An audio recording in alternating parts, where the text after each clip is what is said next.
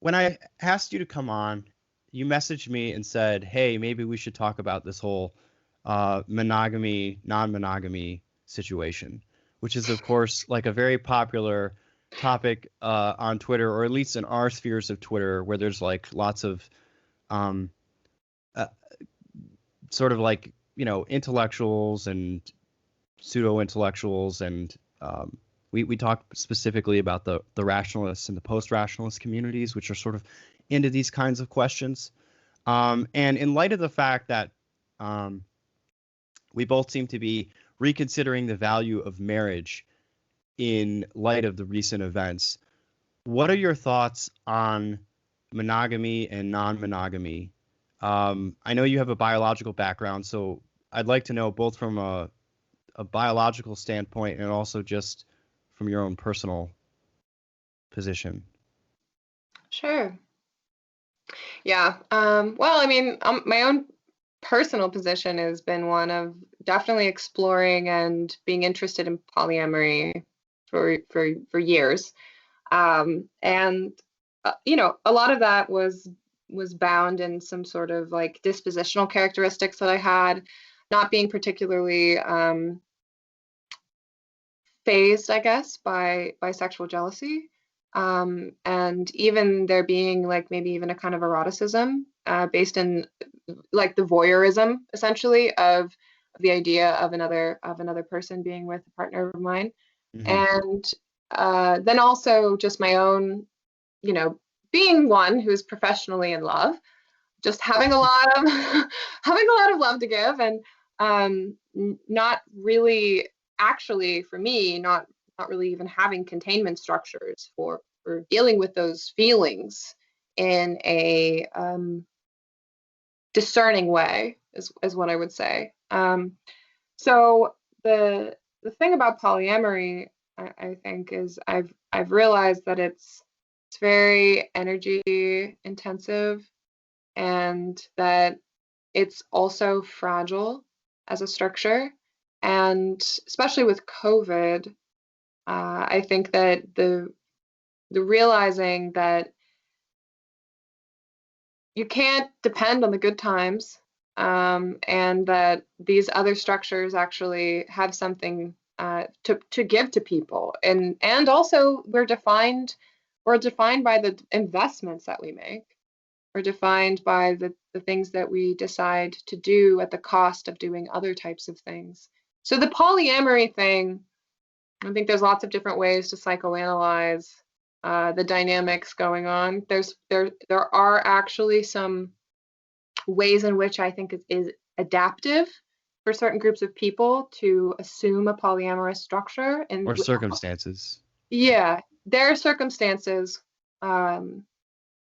may actually work with the polyamorous structure. It may be a response to an environmental condition.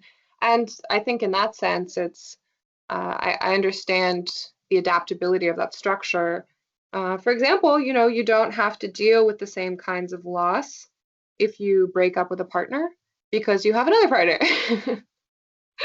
You just go and see your other partner. And you don't have to deal with the same kind of loneliness, absence. And I think in a time where we're all searching for community and we don't really want to sit through periods of time where we're in isolation because we've just lost a partner that we spent, most of our time with, it makes sense in some way to be responding to that through these polyamorous mating and dating structures, particularly if the prospect of children isn't really something that people are interested in, which is of course more and more the case. There are some polyamorous people who have children, but the non-monogamous category is so broad. It's talking about so many different kinds of relationship structures.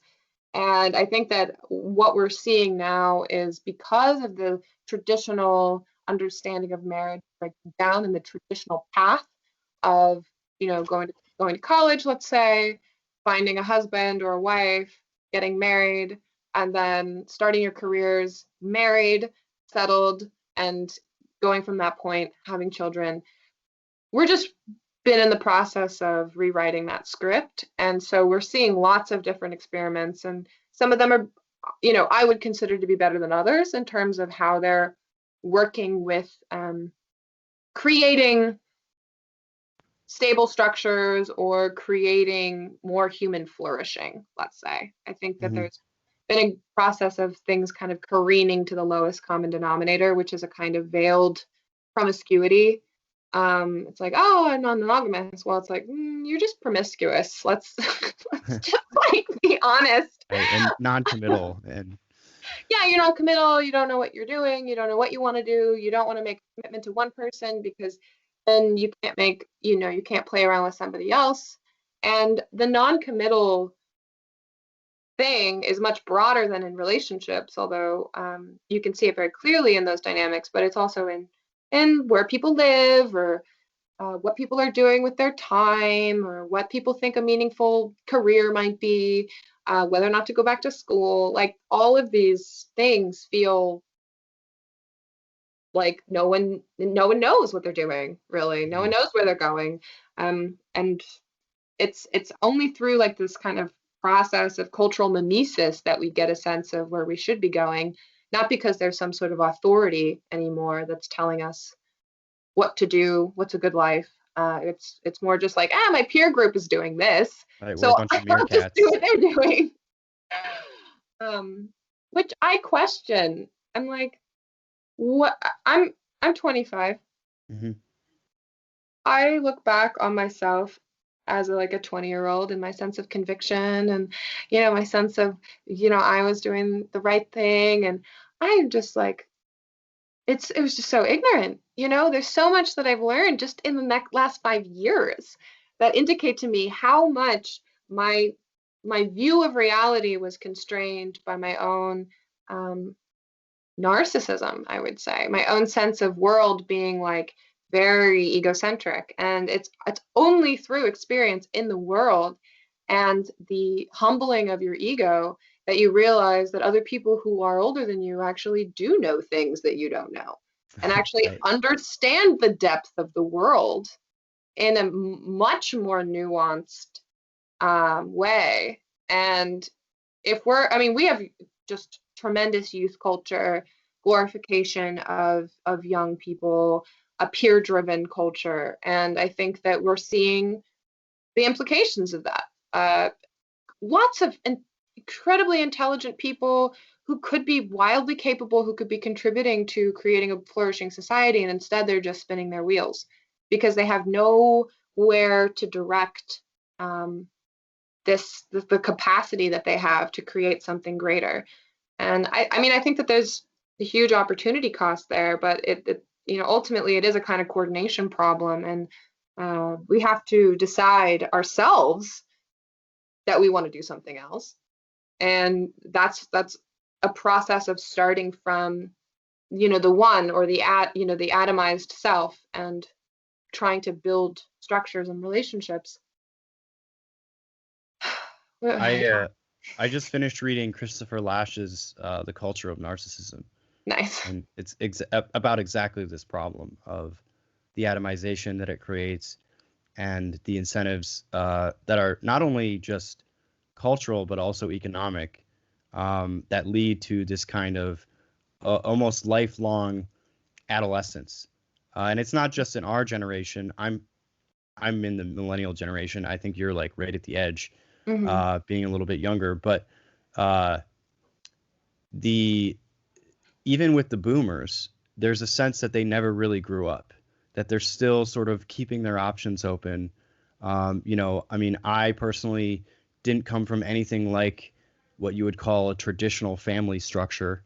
My parents were never married, and they were quite young when I was born. And so, like, to me, it seems like even the idea that, like, oh, we're rebelling against these stiff, um, you know, cultural arrangements, to me seems like an outdated concept. Like, we're still living in like it's 1968 or something. Yeah. And like the sexual revolution, it just never ended. It just keep going on for like 50 years. Yeah. Whereas I do feel like there is a sense that the preceding generations, the Gen X, it started with Gen X, who were sort of like the first divorce generation, and now it's moved into the millennials and into Gen Z, which is sort of starting to have some kind of a reaction to it, are starting to realize that there were some mistakes made, or at least some things that were carelessly thrown away that we should maybe reconsider the value of. One of the things that I find interesting about the polyamorous discussion, so I followed Jeffrey Miller for a while, Oh yeah. and obviously he's been a big proponent of non-monogamy and wanting to normalize it more and make it more acceptable, and mostly just getting rid of the stigma surrounding it. It doesn't seem to me like he's making a lot of arguments for different kinds of legalistic structures, although I'm sure he'd be in favor of those as well. But mostly just sort of removing the stigma and kind of allowing the people that want to live these kinds of lifestyles to do so and to not be judged for it.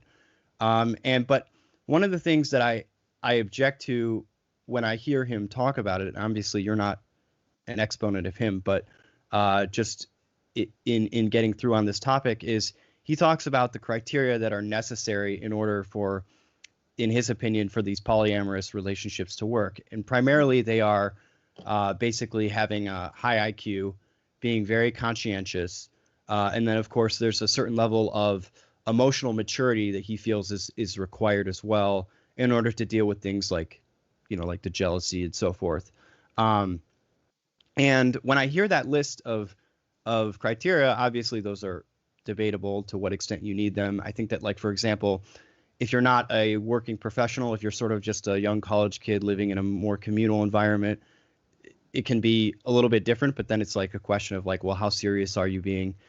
For him, it's more like with him and his partner, who's now his wife, it was more like they were high-level professionals, college professors who were trying to have this lifestyle in a way that made sense within their existing obligations. But that involved also a lot of traveling and obviously a lot of expenses. To me, it seems like it's also quite financially, like, resource intensive beyond just your time and emotional energy. It's also just expensive period to be dating multiple people at once. But when I hear that list of criteria, okay, it's like high IQ, high conscientious, very like emotionally stable, basically non-neurotic. And I'm starting to think, well, that's actually like a pretty extreme personality at this point. Like when we're starting to really get down at like who this would be a good fit for and who would be able to like sort of pull this off in a sustainable manner. And it seems to me like the problem with arguing that it should be more normalized is that the people who are interested in it and the people that could actually pull it off are actually just a really small minority of the population. And so I don't get exactly what the deal is with wanting to push it as like a cultural norm when he's already acknowledging, and obviously, I'm not expecting you to make his argument for him, but when he's already acknowledging that there's this sort of very narrow kind of personality type that it would actually fit with him. Yeah. Well, I think that the normalization move that people seem to be making all over the place, especially when it comes to sexual or gender issues, normalize this, normalize that, is really talked about as if there's no cost to normalization, as if it's just prejudice that people have, that it isn't already normalized. It's already been decided by this group that it's perfectly ethical. So the normalization process is almost it's like it's a truth of some kind, it like must happen. It's like definitive that it must happen because this is ethical, and society is wrong. Society is wrong for stigmatizing things. Like an angry 2-year-old. And people, yeah, and people are prejudiced, that's why. And I mean, I just think that really obfuscates the purpose of taboo, the purpose of stigma, the purpose of there being rules that are held by the culture rather than by the state, let's say. The culture can hold norms. And if people follow the norms, you don't need a written law. in order to formalize the protection of some sort of right. It's just the way in which people behave to one another. And to degrade the norms of a society has all sorts of second order, third order effects that are unpredictable.